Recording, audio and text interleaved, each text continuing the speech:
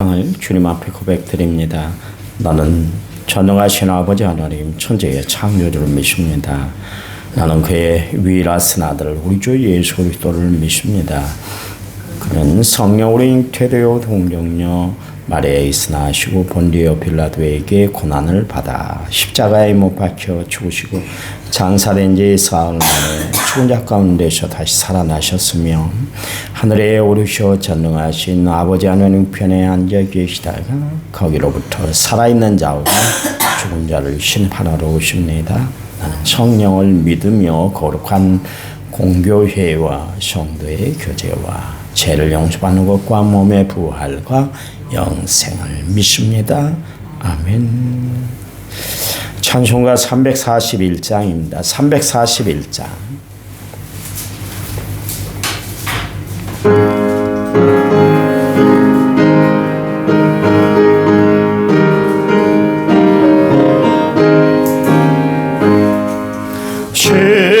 십자가를 내가 지고 주를 따라갑니다.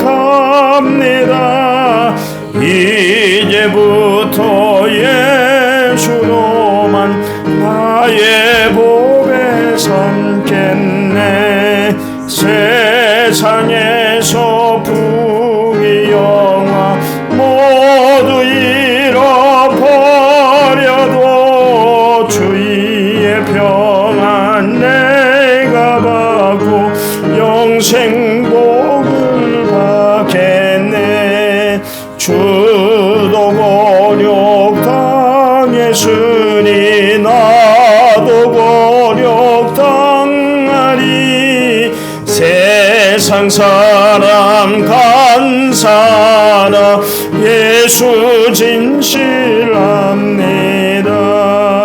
예수 나를 사랑하사 빛난 얼굴 보이면 원수들이 미워해도 염려할 것 없겠네.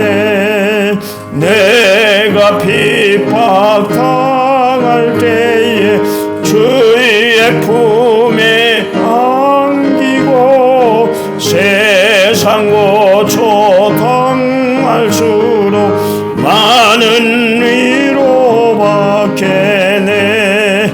주가 주신 기쁨에 기뻐할 건 무엇냐. 주가 나를 사랑하니 기뻐할 것뿐일세. 아멘. 성경 말씀 봅니다. 빌립보서 1장 4절.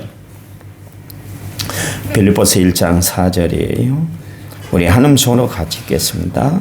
간구할 때마다 너희 무리를 위하여 기쁨으로 항상 간구하면. 아멘. 1천 번째 6천 5번째 물자가 하나님 앞에 드렸습니다. 찬양 부릅니다. 523번 내 마음의 주를 향한 사랑이.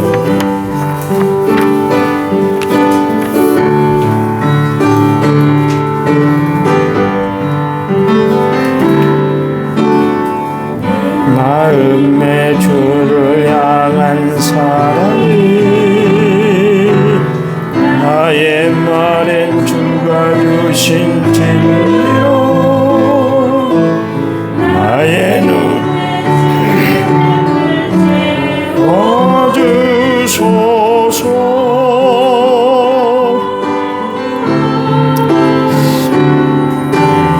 내 입술에 찬양의 향기가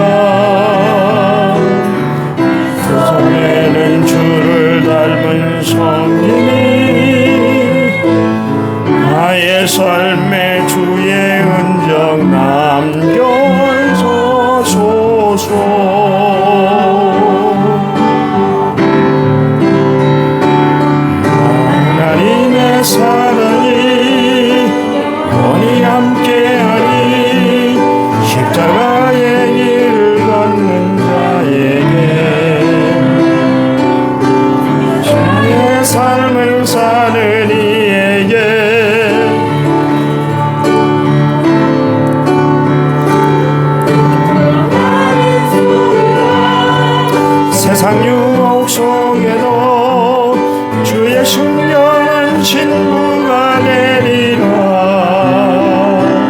내 생명 주님께 드리리. 아멘. 우리가 진리가 파악이 될 때 오해와 곡해가 난무하게 될 때가 있어요. 근데 이제 그 일의 결말을 딱 봤을 때, 그래서 그랬구나. 그랬네. 그러면서 이해가 되고 안심이 될 때가 있잖아요. 그러니 우리는 결말을 보기 전에 미리 앞당겨서 예측하지 말고 조용히 기다릴 줄 아는 여유가 참 필요한 것 같아요. 신앙생활이 뭔가 하나님의 때를 바라보고 조용히 기다릴 줄 아는 힘을 얻는 것이 신앙생활이에요. 홍해 앞에 선 이스라엘 백성들 당황했잖아요. 불안했잖아요. 이제 끝난 줄 알았거든요. 근데 기다렸더니 결국 하나님께서 홍해에 길을 열어주셨잖아요. 우리가 참 하나님의 은혜 때를 기다리고 산다는 것이 참 중요합니다. 그만큼 믿음이 이제 성숙해야 되는 것이죠. 남에 대해서도 이해를 하지 못하고 오해할 때 그때는 내가 섣부른 판단을 했기 때문에 오해가 막 쌓이게 되는 거예요. 그러니까 우리가 그를 이해하기까지 조용히 기다릴 줄 아는 성숙한 믿음이 참 필요한 것 같아요. 결국 하나님은 기다릴 줄 아는 사람들에게 축복을 베풀어 주시거든요. 축복이 뭐냐면 감사로 열매를 맺게 해 주세요. 디모데전서 4장 4절 말씀에 하나님이 지으신 모든 것이 선함에 감사함으로 받으면 버릴 것이 없다 그랬잖아요. 우리의 마음을 어떤 마음의 자세를 가지고 살아가는가 그게 중요해요. 우리가 감사함으로 받으면 모든 일이 다 형통하게 돼 있습니다. 그런데 원망과 불평으로 모든 것을 대하게 되면 결국 내 자신은 멸망의 길로 치달을 수밖에 없는 것이죠. 목사님 요즘처럼 힘든 시절 어떻게 해요? 과일도 제대로 못 사 먹고 물가도 뭐 하늘 높은 줄 모르고 치솟고 있는데 월급은 그대로고 벌이는 없고 어떻게 해요? 힘들어요. 복잡해요. 낭망스러워요. 그런 이야기를 하실지 모르지만 그래도 감사 한번 해보세요.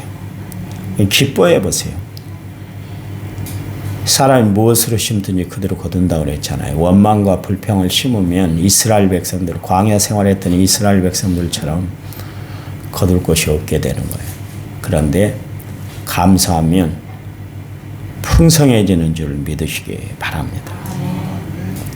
바울은 환경을 뛰어넘어서 감사 생활을 했어요. 원망하고 불평할 법도 한데도 불구하고 감사했어요. 그냥 모든 것이 다 감사였어요. 그 하나님의 사람들의 특징은 뭐냐면 정말 억울한 상황 가운데서도 그들이 감사를 잃지 않고 살았다는 것이죠. 다니엘이 그랬고 바울이 그랬는데요. 사실 감사는 감사를 또 낳게 돼 있어요. 살다 보면 감사할 일들이 있죠. 또 감사를 잊지 못하고 살아갈 그런 사람들이 있습니다. 특히 목회자에게 감사하는 사람들은 어떤 사람인가? 목회자 마음에 감사를 끼치는 사람들이 있어요. 그 사람들은 어떤 사람이냐면 변함없이 마음을 써주는 사람, 아낌없이 헌신하는 성도들을 보면 내 마음에 저절로 감사가 막 넘쳐나게 돼요. 힘들고 지쳐 있을 때 그들을 생각하면 얼마나 힘이 나는지 모르겠어요. 바울에게 있어서 빌립보 교인들은 늘 힘을 주는 그런 존재들이었습니다. 그래서 오늘 본문 말씀에 간구할 때마다 너희 무리를 위하여 기쁨으로 항상 간구한다. 바울은 빌립보 교인들을 이렇게 생각할 때마다 하나님께 감사했어요.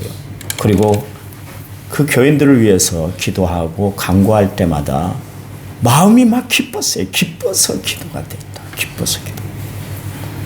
비록 자신은 감옥에 갇힌 매인 그런 몸이었지만, 그렇지만 빌립보 교회 교인들을 생각할 때마다 새 힘을 얻게 됐어요.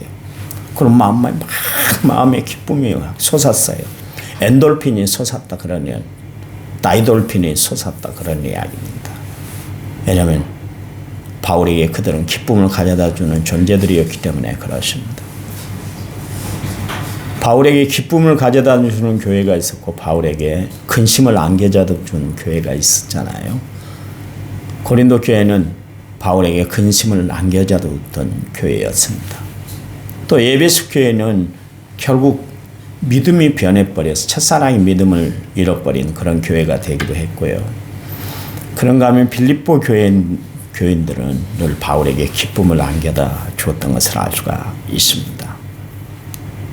여러분, 우리가 정말 남에게 기쁨을 안겨다 주는 그런 존재가 되어야 할 줄 믿습니다. 저분만 보면 마음이 기뻐. 저분만 보면 왠지 마음이 슬퍼져. 마음이 막막해져. 그러면 안 되는 것이죠. 기쁨을 안겨다 주고 미소를 안겨다 주는 그런 교인들이 되어야 할 줄 믿습니다. 오늘 바울은 이 빌립보 교회 교인들을 위해서 간구한다 그랬습니다. 간구한다는 그 간절히 기도한다. 그 이야기예요. 기도는 하나님 앞에 우리가 죄를 회개하는 것과 하나님의 은혜에 감사하는 것과 하나님을 찬송하는 것과 하나님 앞에 무엇을 구하는 것, 이게 다 포함이 되는 것이 기도, 간구에 포함이 돼 있어요. 바울은 늘 기도할 때마다 자신이 매여 있는 것 때문에 기도 요청을 했던 것이 아니라, 그리고 자기가 기도했던 것이 아니라 많은 무리들을 생각하면서 기도했어요. 바울은 그도 그럴 것이 자기가 개척한 교회, 자기에게 감동을 준 교인들, 자기 마음을 아프게 했던 사람들까지 다 떠오르면서 그들을 위해서 기도를 했어요. 특별히 빌립보 교회 교인들을 위해서 간구했다 그랬는데, 바울에게 기쁨이 넘치게 하는 그런 빌립보 교인들을 생각할 때 그 기도는 얼마나 힘찼겠어요. 그렇잖아요. 바울의 마음을 아프게 하는 그런 교인들을 위해서 기도할 때는 마음이 참 먹먹하고 그랬을 텐데, 이 빌립보 교회 교인들을 생각하며 기도할 때는 마음이 기뻤다 그런 이야기입니다. 그래요. 성도들은 모름지기 하나님을 기쁘시게 하는 그런 존재일 뿐만 아니라 주변의 모든 사람들에게 기쁨을 끼치는, 정말 기쁨의 영향력을 끼치고 살아가는 그런 성도들이 다 되시기 바랍니다. 바울 보세요. 데살로니가전서 5장 16절 말씀에서 항상 기뻐하십시오. 또 빌립보 4장 2절 말씀에서 내가 주 안에서 당신들에게 이야기합니다. 주 안에서 기뻐하시기 바랍니다. 내가 다시 말씀드리는데 기뻐하면 살아가세요. 그렇게 이야기를 하고 있습니다. 여러분, 성도들의 삶은 어떤 삶이어야 할까요?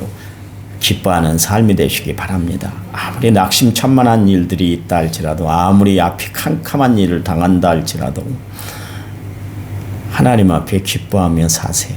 원망, 불평, 불의, 그냥 시기, 질투, 그렇게 살 필요가 뭐가 있겠어요? 이왕 살아가는 것 기뻐하며 살아가시기 바랍니다. 마음 기쁘게 살아가시기 바랍니다. 왜 우리가 기뻐할 수 있을까요? 예수님이 십자가의 고난을 당하시고, 예수님은 고난 당하시는 것으로는 끝마쳤던 것이 아니라 우리를 위해서 부활하셨잖아요. 부활은 기쁨이잖아요. 다시 솟아난다는 건 기쁨이잖아요. 우리가 왜 봄을 좋아합니까? 왜 봄을 기다리고 있습니까? 겨울은 우리를 얼어붙게 만들고 어둡게 만든 그런 계절이라 할 것 같으면 봄은 새로움을 가져다 주잖아요. 그렇잖아요. 이 봄에 고난주간 사순절을 우리가 지내고 있지만, 여러분, 사순절 끝에 뭐가 있어요? 부활이 있지 않습니까? 부활이라는 것은 우리에게 기쁨을 가져다 줘요. 어둠을 다 깨쳐버리고 어둠의 권세를 물리치고 주님이 부활하셨어요. 그게 우리에게 믿음의 힘, 용기가 되잖아요. 여러분, 기뻐하며 살아가시기 바랍니다. 왜요? 예수님이 부활하셔서 승리하셨기 때문에 그렇습니다. 하나님이 우리에게 이김을 주셔서 하나님 영광 위에 살아가도록 함께 하실 줄 믿기 때문에 우리는 기뻐하며 살아가는 거예요. 영어에 재미난 단어들이 몇 개가 있는데 sin이라는 단어가 있습니다. 이게 죄라는 단어인데 sin이라는 단어인데요. 한가운데 I라는 단어가 있습니다. 자신을 가리키는 1인칭 대명사예요. 자기 중심적인 사람은 기쁨을 누리고 살지 못한대요. 자기만 나타내고 살아가는 사람은, 자기 중심적으로만 살아가는 사람은 결코 마음에 기쁨이 없다. 오히려 그런 사람은 원망과 불평에 죄를 짓고 살아가게 된다. 그런 이야기고요. 반면에 영어에 기쁨을 joy라는 단어를 썼습니다. Joi라는 단어를 썼는데 J는 Jesus, 예수님, O는 others, 남들, Y는 yourself, 그래서 내 자기 자신을 말합니다. 무슨 이야기입니까? 우리가 기뻐하기 위해서는 어떻게 해야 되는가? 예수님을 가장 앞장 세우고 남들을 먼저 생각하고 그 다음에 꼭 마지막에는 나를 둘 때에 그때 기쁨이 있다. 그런 이야기입니다. 일리가 있는 해석 아닙니까? 바울은 매여 있었어요. 그에게는 근과 음이 없었습니다. 그러나 그는 빌립보 교회 교인들을 위해서 기도했습니다. 그런 간구의 기도를 드릴 때 그는 기쁨을 누릴 수가 있었다. 그런 이야기입니다. 그래서 빌립보서 2장 4절에서 각각 자기 일을 돌볼 부분으로 또한 각각 다른 사람들의 일들을 돌보아 나의 기쁨을 충만하게 하라. 그랬습니다. 우리는 너무나 내 자신에게만 간구하고 기도할 때가 참 많아요. 다른 사람을 위해서 좀 기도하시기 바랍니다. 그럴 때 하나님이 우리에게 주시는 기쁨이 있어요. 어떤 사람은 이 5손가락 순서에 따라서 간구한대요. 이 엄지손가락은 가장 가까운 사람, 이 집게 손가락은 가르치는 사람, 이 가운데 손가락은 권력자들, 그리고 약지손가락은 병약자, 마지막 새끼손가락은 가장 작은 내 자신을 위해서 간구한다. 그렇게 기도의 이 손가락 원리를 가지고 기도하는 사람도 있다고 그래요. 여러분, 그래요. 우리가 간구할 때 내 자신만 위해서 기도하는 것이 아니라 주변에 어려움 당하고 있는 사람들을, 어렵게 살아가고 있는 사람들의 손길이 필요한 사람들을 위해서 기도하는 성도들이 되시기를 간절한 마음으로 부탁을 드립니다. 특별히 이 장로님들, 안수집사, 권사님들을 위해 세워놓고 위해 기도하게 하실까요? 다른 거 아니에요. 내 자신을 위해서만 기도하는 것이 아니라 남을 위해서 기도하라고 하나님이 귀한 직분을 주신 줄 믿으시기 바랍니다. 빌립보 교회가 처음에 태동이 됐어요. 그리고 났더니 막 부흥이 되는 거예요. 그래서 일반 성도들뿐만 아니라 집사 또 감독, 장로들도 많이 이렇게 세움을 받게 됐어요. 그럴 때 바울이 더 든든히 그 교회가 서가기를 원했었습니다. 교인들이 갑자기 많아지니까 서로 간에 다툼도 있죠. 어느 교회라고 평안한 교회가 어디 있습니까?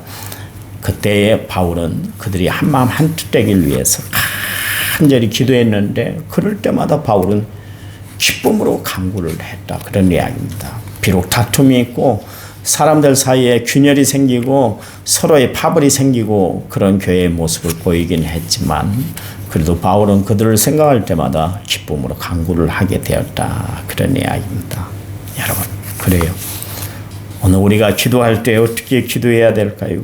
하나님 앞에 기쁨으로 기도하는 성도들이 되시기 바랍니다. 여러분 마음을 어지럽게 하고 힘들게 하고 복잡하게 하는 일들이 있다 할지라도 하나님 앞에 기쁨으로 간구하시기 바랍니다. 자식 때문에, 남편 때문에, 아내 때문에, 주변의 주인들 때문에, 또 교인들 때문에 여러분 힘들고 어려운 일이 있으세요. 그때도 기뻐하시기 바랍니다. 기뻐하며 그들을 위해서 기도하시기 바랍니다. 바울이 이야기하잖아요. 로마서 12장 14절 말씀에 너희를 박해하는 자를 축복하라. 축복하고 저주하지 말아라. 이게 바울이 우리에게 준 신앙의 원리예요. 여러분, 내 마음에 비수를 꼽는 사람이 있다 할지라도, 내 뒤통수를 치는 사람들이 있다 할지라도 그들을 저주하지 말고 오히려 축복하며 기도해 주시기 바랍니다. 그러면 하나님이 변화를 주시고 역사를 일으켜 주실 줄 믿으시기 바랍니다. 하나님 감사합니다. 우리를 사랑하신 분이 하나님이시고 우리를 위하신 분도 하나님인 줄 믿습니다. 바울은 그 하나님 앞에 감사하며 기도했습니다. 기뻐하며 간구했습니다. 우리도 이 세상 살아갈 때 힘들고 어려운 일이 있을 때 절망하고 좌절하는 자들이 아니라 그때도 감사하게 하시고 그때도 기쁨을 잃어버리지 않고 살아가는 저희를 되도록 도와주시기만 원합니다. 오늘 하루가 기쁘고 감사가 넘치도록 오늘 하루의 삶을 하나님이 책임져 주실 줄 믿습니다. 예수님 이름으로 기도했습니다. 아멘. 우리 한 10분 동안 간절히 기도한 다음에 제가 축도하고 마친데 이따 나갈 때 요플레를 하나씩 나눠줄 거예요. 받아가시기 바랍니다. 우리 합심해서 기도합니다.